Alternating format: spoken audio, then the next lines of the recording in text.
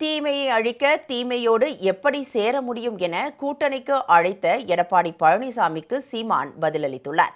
தமிழகத்தில் சுற்றுப்பயணம் மேற்கொண்டுள்ள அதிமுக பொதுச் செயலாளர் எடப்பாடி பழனிசாமி பிரச்சாரம் செல்லும் இடங்களில் எல்லாம் கூட்டணிக்கு வருமாறு பல கட்சிகளுக்கு அழைப்பு விடுத்து வருகிறார்.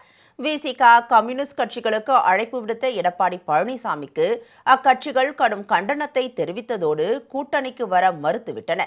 இந்நிலையில் சீமானுக்கும் தவேக தலைவர் விஜய்க்கும் எடப்பாடி பழனிசாமி அழைப்பு விடுத்தார். இது தொடர்பாக விழுப்புரத்தில் செய்தியாளர்களிடம் பேசிய சீமான், தீமையை அழிக்க தீமையோடு எப்படி கூட்டணி சேர முடியும் என கூறி மறுத்துவிட்டார். திமுக சொல்லுது பிஜேபி வரவிடாமல் வீழ்த்தணுன்ட்டு, அது ஒரு அணி. திமுக மறுபடியும் வரவிடக்கூடாது, அதை வீழ்த்தணும்னு அது ஒரு அணி. அவங்க ஓரணிங்கிறாங்க, நாங்கள் மட்டும்தான் ஒரே அணியில் இருக்கிறோம், இது எல்லாத்தையும் வீழ்த்தணும். எங்களுக்கு ஒரு கோட்பாடு இருக்குது, ஒரு தீமைக்கு மாற்று தீமை இல்லை. நெருப்பை வச்சு அணைப்பது கடினம். நெருப்பை அணைக்கிற நீர் யாருன்றதுல.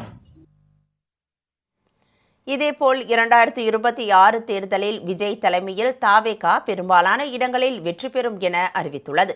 பாஜகவுடன் கூட்டணி அமைத்த ஒரே காரணத்திற்காக கூட்டணிக்கு அழைப்பு விடுத்த கட்சிகள் எல்லாம் மறுப்பு தெரிவித்து வருவதால் எடப்பாடி பழனிசாமி அதிருப்தியில் உள்ளார்.